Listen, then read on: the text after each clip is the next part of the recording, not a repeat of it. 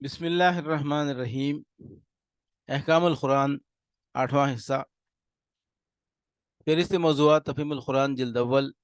عنوان احکام القرآن، صفحہ 233 تا 242، سورہ نساء، آیات 19 تا 23۔ اعوذ باللہ من الشیطان الرجیم، بسم اللہ الرحمن الرحیم۔ یا ایہا الذین آمنوا لا یحل لکم ان ترثوا النساء کرہا ولا تعضلوہن لتذہبوا ببعض ما آتیتموہن الا ان یاتین بفاحشۃ مبینہ وعاشروہن بالمعروف وإن کرہتموہن فعسى ان تکرہوا شیئا ویجعل اللہ فیہ خیرا کثیرا وإن أردتم استبدال زوج مکان زوج وآتیتم إحداہن قنطارا فلا تأخذوا منہ شیئا أتأخذونہ بہتانا وإثما مبینا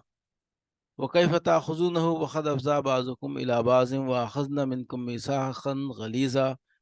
ولا تنكحوا ما نكح آباؤكم من النساء إلا ما قد سلف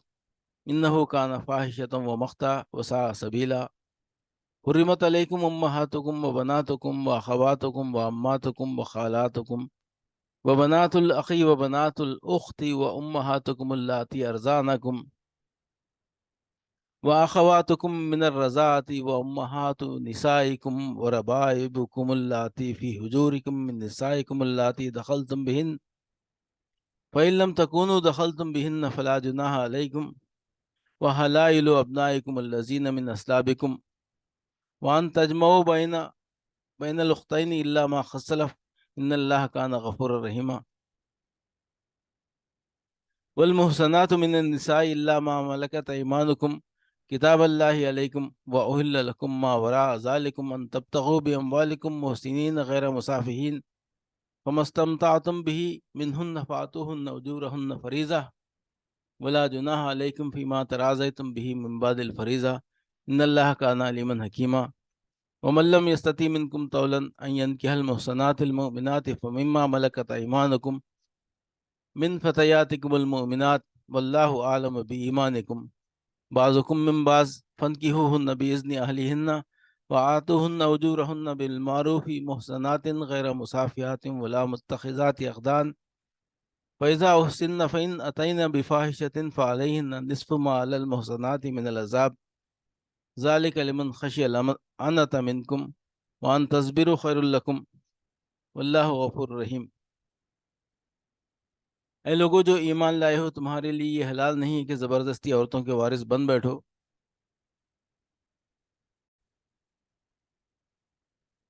اور نہ یہ حلال ہے کہ انہیں تنگ کر کے اس مہر کا کچھ حصہ اڑا لینے کی کوشش کرو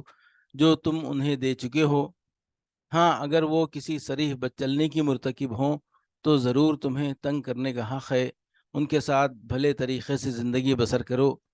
اگر وہ تمہیں ناپسند ہو تو ہو سکتا ہے کہ ایک چیز تمہیں پسند نہ ہو مگر اللہ نے اسی میں بہت کچھ بھلائی رکھ دی ہو،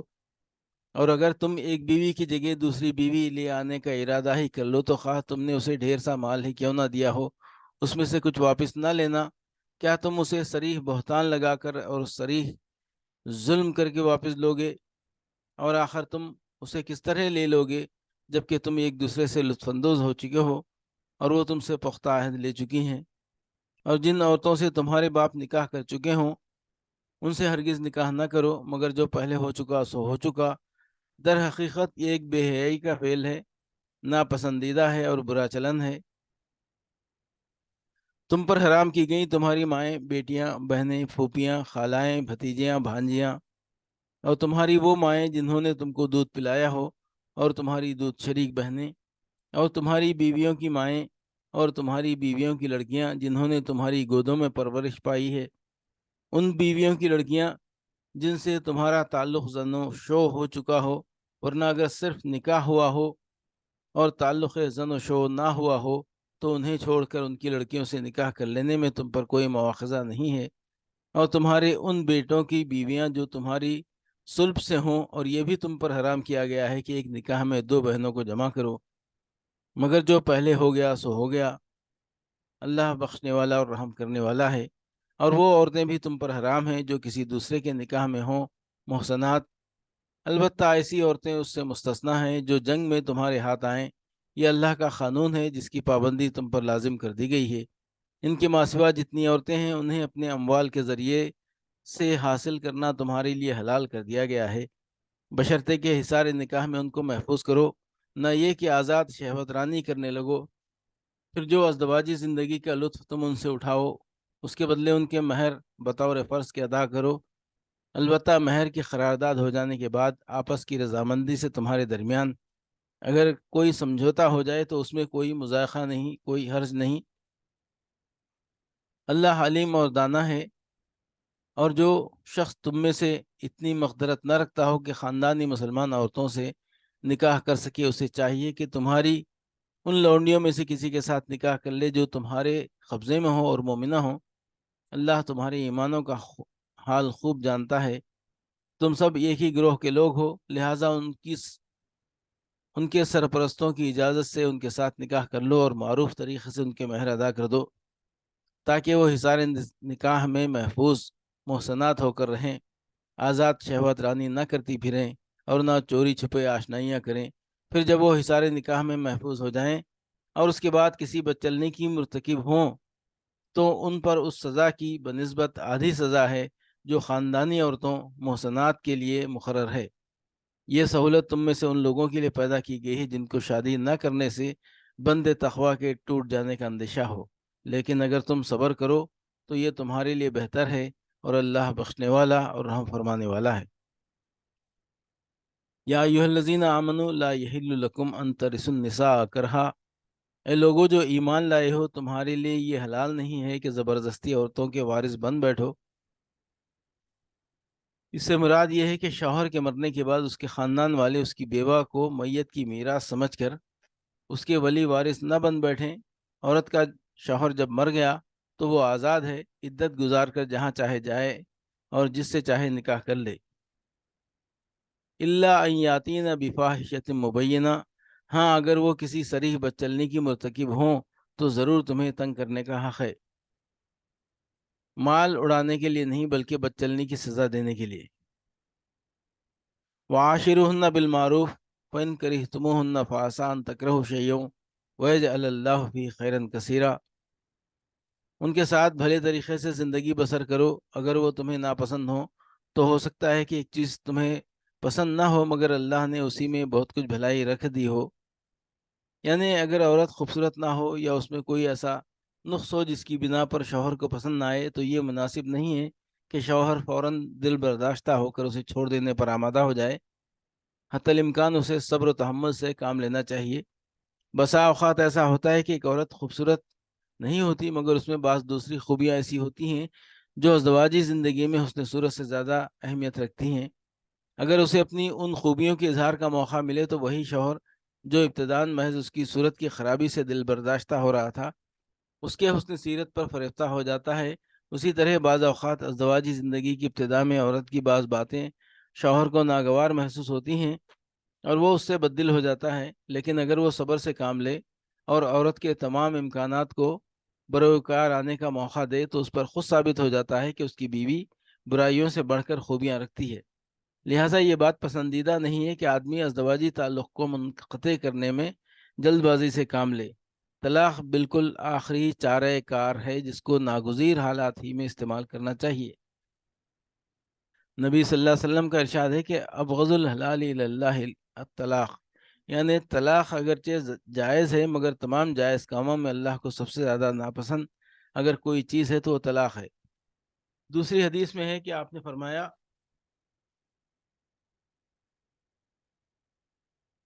تزوجوا ولا تطلقوا فإن اللہ لا يحب الزواخین والزواخات، یعنی نکاح کرو اور طلاق نہ دو کیونکہ اللہ ایسے مردوں اور عورتوں کو پسند نہیں کرتا جو بھورے کی طرح پھول پھول کا مزہ چکھتے پھریں۔ وَكَيْفَ تَأْخُذُونَهُ وَقَدْ أَفْضَىٰ بَعْضُكُمْ إِلَىٰ بَعْضٍ وَأَخَذْنَ مِنْكُمْ مِيثَاقًا غَلِيظًا، اور آخر تم اسے کس طرح لے لو گے جبکہ تم ایک دوسرے سے لطف اندوز ہو چکے ہو اور وہ تم سے پختہ عہد لے چکی ہیں۔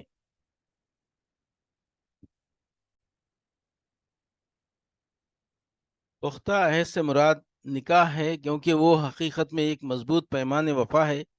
جس کے استحکام پر بھروسہ کر کے ہی ایک عورت اپنے آپ کو ایک مرد کے حوالے کرتی ہے۔ اب اگر مرد اپنی خواہش سے اس کو توڑتا ہے تو اسے معاوضہ واپس لینے کا حق نہیں ہے جو اس نے معاہدہ کرتے وقت پیش کیا تھا۔ وَلَا تَنْكِحُوا مَا نَكَحَ آبَاؤُكُم مِّنَ النِّسَاءِ إِلَّا مَا قَدْ سَلَفَ، اور جن عورتوں سے تمہارے باپ نکاح کر چکے ہوں ان سے ہرگز نکاح نہ کرو مگر جو پہلے ہو چکا سو ہو چکا۔ تمدنی اور معاشرتی مسائل میں جاہلیت کے غلط طریقوں کو حرام قرار دیتے ہوئے بالعموم قرآن مجید میں یہ بات ضرور فرمائی جاتی ہے کہ جو ہو چکا سو ہو چکا۔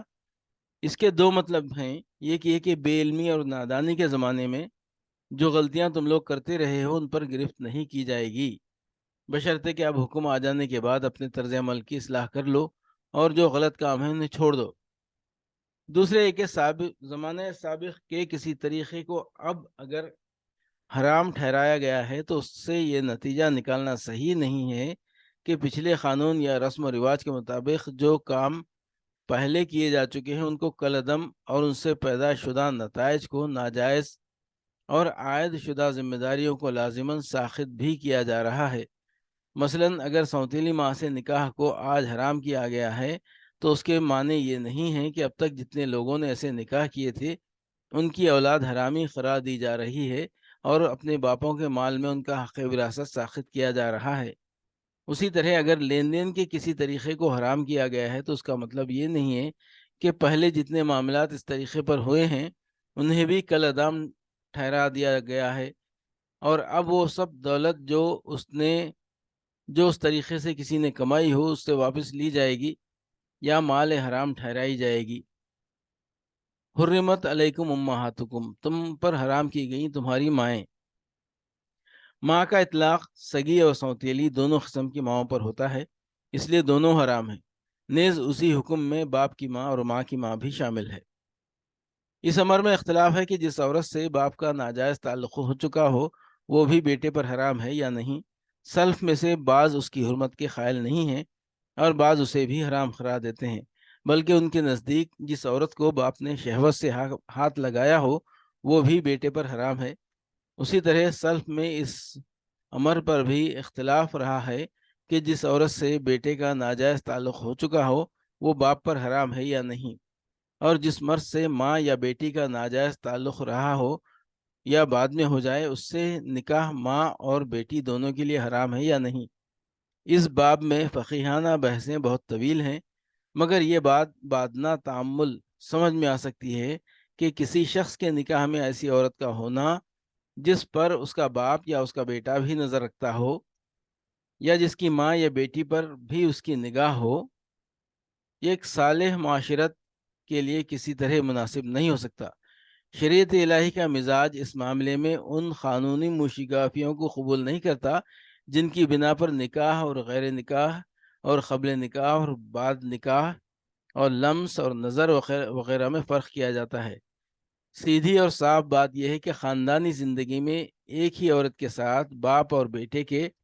یا ایک ہی مرد کے ساتھ ماں اور بیٹی کے شہوانی جذبات کا وابستہ ہونا سخت مفاسد کا موجب ہے اور شریعت اسے ہرگز برداشت نہیں کر سکتی۔ نبی صلی اللہ علیہ وسلم کا ارشاد ہے، من نظر الی فرج امرأۃ حرمت علیہ امہا و ابنتہا، جس شخص نے کسی عورت کے اعضائے صنفی پر نظر ڈالی ہو اس کی ماں اور بیٹی دونوں اس پر حرام ہیں۔ اور لا ینظر اللہ الی رجل نظر الی فرج امرأۃ و ابنتہا، خدا اس شخص کی صورت دیکھنا پسند نہیں کرتا جو بیک وقت ماں اور بیٹی دونوں کے اعضائے صنفی پر نگاہ ڈالے۔ ان روایت سے شریعت کا منشا صاف واضح ہو جاتا ہے۔ وَبَنَاتُكُمْ، تم پر حرام کی گئیں تمہاری بیٹیاں۔ بیٹی کے حکم میں پوتی اور نواسی بھی شامل ہے، البتہ اس امر میں اختلاف ہے کہ ناجائز تعلقات کے نتیجے میں جو لڑکی ہوئی ہو وہ بھی حرام ہے یا نہیں۔ امام ابو حنیفہ، مالک اور احمد بن حنبل رحمہم اللہ کے نزدیک وہ بھی ناجائز بیٹی کی طرح محرمات میں سے ہے، اور امام شافعی کے نزدیک وہ محرمات میں سے نہیں ہے، مگر در حقیقت یہ تصور بھی ذوق سلیم پر بار ہے کہ جس لڑکی کے متعلق آدمی یہ جانتا ہو کہ وہ اسی کے نطفے سے پیدا ہوئی ہے اس کے ساتھ نکاح کرنا اس کے لیے جائز ہو۔ وَأَخَوَاتُكُمْ، تم پر حرام کی گئی تمہاری بہنیں، سگی بہن اور ماں شریک بہن اور باپ شریک بہن تینوں اس حکم میں یکساں ہیں۔ وَأَمَّاتُكُمْ وَخَالَاتُكُمْ وَبَنَاتُ الْأَخِ وَبَنَاتُ الْأُخْتِ، تم پر حرام کی گئیں تمہاری پھوپھیاں، خالائیں، بھتیجیاں، بھانجیاں۔ ان سب رشتوں میں بھی سگے اور سوتیلے کے درمیان کوئی فرق نہیں۔ باپ اور ماں کی بہن خواہ سگی ہو خواہ سوتیلی یا باپ شریک، بہرحال وہ بیٹے پر حرام ہے۔ اسی طرح بھائی اور بہن خواہ سگے ہوں یا سوتیلے یا باپ شریک، ان کی بیٹیاں ایک شخص کے لیے اپنی بیٹی کی طرح حرام ہیں۔ وَأُمَّهَاتُكُمُ اللَّاتِي أَرْضَعْنَكُمْ وَأَخَوَاتُكُمْ مِنَ الرَّضَاعَةِ، اور تمہاری وہ مائیں جنہوں نے تم کو دودھ پلایا ہو اور تمہاری دودھ شریک بہنیں۔ اس امر پر امت میں اتفاق ہے کہ ایک لڑکے یا لڑکی نے جس عورت کا دودھ پیا ہو اس کے لیے وہ عورت ماں کے حکم میں اور اس کا شوہر باپ کے حکم میں ہے، اور تمام وہ رشتے جو حقیقی ماں اور باپ کے تعلق سے حرام ہو جاتے ہیں۔ اس حکم کا ماخوذ نبی صلی اللہ علیہ وسلم کا یہ ارشاد ہے کہ یحرم من الرضاع ما یحرم من النسب۔ البتہ اس امر میں اختلاف ہے کہ حرمت رضاعت کس قدر دودھ پینے سے ثابت ہوتی ہے۔ امام ابو حنیفہ اور امام مالک رحمہم اللہ کے نزدیک جتنی مقدار سے روزے دار کا روزہ ٹوٹ سکتا ہے اتنی ہی مقدار میں اگر بچہ کسی کا دودھ پی لے تو حرمت ثابت ہو جاتی ہے۔ مگر امام احمد کے نزدیک 3 مرتبہ پینے سے اور امام شافعی کے نزدیک 5 دفعہ پینے سے یہ حرمت ثابت ہوتی ہے۔ نیز اس عمر میں بھی اختلاف ہے کہ کس عمر میں پینے سے یہ رشتے حرام ہوتے ہیں۔ اس باب میں فقہا کے اقوال حسب ذیل ہیں۔ یہ ایک اعتبار صرف اس زمانے میں دودھ پینے کا ہے جبکہ بچے کا دودھ چھڑایا نہ جا چکا ہو اور شیر خارگی ہی پر اس کے تغذیے کا انحصار ہو، ورنہ دودھ چھٹائی کے بعد اگر کسی بچے نے کسی عورت کا دودھ پی لیا ہو تو اس کی حیثیت ایسی ہے جیسے اس نے پانی پی لیا۔ یہ رائے ام سلمہ اور ابن عباس کی ہے۔ حضرت علی رضی اللہ عنہ سے بھی ایک روایت اسی معنی میں آئی ہے۔ زہری، حسن بصری، قتادہ، اکرمہ اور اوزائی اسی کے قائل ہیں۔ 2 سال کی عمر کے اندر اندر جو دودھ پیا گیا ہو اسی سے حرمت رضاعت ثابت ہوگی۔ یہ حضرت عمر رضی اللہ عنہ، ابن مسعود، ابو ہریرہ اور ابن عمر رضی اللہ عنہ کا قول ہے، اور فقہا میں سے امام شافعی، امام احمد، امام ابو یوسف، امام محمد اور سفیان ثوری نے اسے قبول کیا ہے۔ امام ابو حنیفہ سے بھی ایک قول اسی کی تائید میں منقول ہے۔ امام مالک بھی اسی حد کے قائل ہیں، مگر وہ کہتے ہیں کہ 2 سال سے اگر 1 مہینہ 2 مہینہ زائد عمر بھی ہو تو اس میں دودھ پینے کا وہی حکم ہے۔ 3، امام ابو حنیفہ اور امام ظفر کا مشہور قول یہ ہے کہ زمانہ رضاعت 2.5 سال ہے اور اس کے اندر پینے سے حرمت رضاعت ثابت ہوتی ہے۔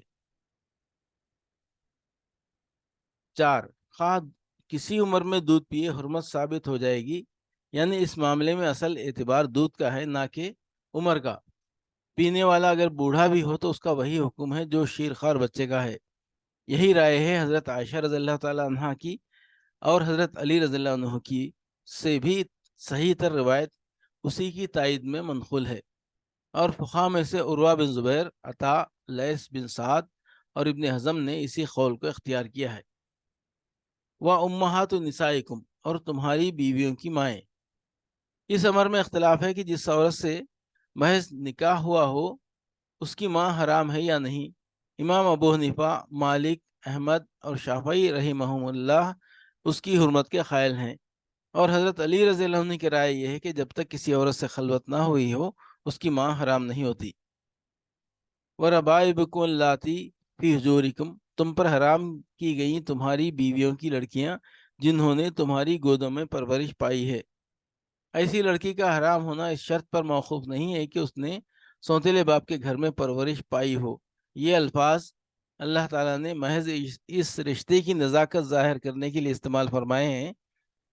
فقہائے امت کا اس بات پر تقریباً اجماع ہے کہ سوتیلی بیٹی آدمی پر بہرحال حرام ہے، خواہ اس نے سوتیلے باپ کے گھر میں پرورش پائی ہو یا نہ پائی ہو۔ وَحَلَائِلُ أَبْنَائِكُمُ الَّذِينَ مِنْ أَصْلَابِكُمْ، تم پر حرام کی گئیں تمہارے ان بیٹوں کی بیویاں جو تمہاری صلب سے ہوں۔ یہ قید اس غرض کے لیے بڑھائی گئی ہے کہ جسے آدمی نے بیٹا بنا لیا ہو اس کی بیوہ یا مطلقہ آدمی پر حرام نہیں ہے۔ حرام صرف اس بیٹے کی بیوی ہے جو آدمی کی اپنی صلب سے ہو، اور بیٹے ہی کی طرح پوتے اور نواسے کی بیوی بھی دادا اور نانا پر حرام ہے۔ وان تجمعوا بین الاختین، اور یہ بھی تم پر حرام کیا گیا ہے کہ ایک نکاح میں دو بہنوں کو جمع کرو۔ نبی صلی اللہ علیہ وسلم کی ہدایت ہے کہ خالہ اور بھانجی، پھوپھی اور بھتیجی کو بھی ایک ساتھ نکاح میں رکھنا حرام ہے۔ اس معاملے میں یہ اصول سمجھ لینا چاہیے کہ ایسی عورتوں کو جمع کرنا بہرحال حرام ہے جن میں سے کوئی ایک اگر مرد ہوتی تو اس کا نکاح دوسری سے حرام ہوتا، مگر جو پہلے ہو گیا سو ہو گیا، اللہ بخشنے والا اور رحم فرمانے والا ہے۔ یعنی جاہلیت کے زمانے میں جو ظلم تم لوگ کرتے رہے ہو کہ دو دو بہنوں سے بیک وقت نکاح کر لیتے تھے، اس پر باز پرس نہ ہوگی بشرطے کہ اس سے باز رہو۔ اسی بنا پر یہ حکم ہے کہ جس شخص نے حالت کفر میں دو بہنوں کو نکاح میں جمع کر رکھا ہو اسے اسلام لانے کے بعد ایک کو رکھنا اور ایک کو چھوڑنا ہوگا۔ والمحصنات من النساء الا ما ملکت ایمانکم، اور وہ عورتیں بھی تم پر حرام ہیں جو کسی دوسرے کے نکاح میں ہوں، محصنات، البتہ ایسی عورتیں اس سے مستثنا ہیں جو جنگ میں تمہارے ہاتھ آئیں۔ یعنی جو عورتیں جنگ میں پکڑی ہوئی آئیں اور ان کے کافر شوہر دارالحرب میں موجود ہوں وہ حرام نہیں ہیں، کیونکہ دارالحرب سے دارالاسلام میں آنے کے بعد ان کے نکاح ٹوٹ گئے۔ ایسی عورتوں کے ساتھ نکاح بھی کیا جا سکتا ہے، اور جس کی ملک یمین میں ہو وہ ان سے تمتع بھی کر سکتا ہے۔ البتہ فقہا کے درمیان اس امر میں اختلاف ہے کہ اگر میاں اور بیوی دونوں ایک ساتھ گرفتار ہوں تو ان کا کیا حکم ہے۔ امام ابو حنیفہ اور ان کے اصحاب کہتے ہیں کہ ان کا نکاح باقی رہے گا، اور امام مالک و شافعی کا مسلک یہ ہے کہ ان کا نکاح بھی باقی نہ رہے گا۔ لونڈیوں سے تمتع کے معاملے میں بہت سی غلط فہمیاں لوگوں کے ذہن میں ہیں، لہٰذا حسب ذیل مسائل کو اچھی طرح سے سمجھ لینا چاہیے۔ ایک، جو عورتیں جنگ میں گرفتار ہوں ان کو پکڑتے ہی ہر سپاہی ان کے ساتھ مباشرت کر لینے کا مجاز نہیں ہے، بلکہ اسلامی قانون یہ ہے کہ ایسی عورتیں حکومت کے حوالے کر دی جائیں گی۔ حکومت کو اختیار ہے کہ چاہے ان کو رہا کر دے، چاہے ان سے فدیہ لے، چاہے ان کا تبادلہ ان مسلمان قیدیوں سے کرے جو دشمن کے ہاتھ میں ہوں، اور چاہے تو انہیں سپاہیوں میں تقسیم کر دے۔ ایک سپاہی صرف اس عورت ہی سے تمتع کرنے کا مجاز ہے جو حکومت کی طرف سے باقاعدہ اس کی ملک میں دی گئی ہو۔ دو، جو عورت اس طرح کسی کی ملک میں دی جائے اس کے ساتھ بھی اس وقت تک مباشرت نہیں کی جا سکتی جب تک اسے ایک مرتبہ ایام ماہواری نہ آ جائیں اور یہ اطمینان نہ ہو لے کہ وہ حاملہ نہیں ہے۔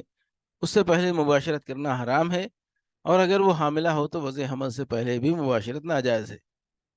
تین، جنگ میں پکڑی ہوئی عورتوں سے تمتع کے معاملے میں یہ شرط نہیں ہے کہ وہ اہل کتاب ہی میں سے ہوں،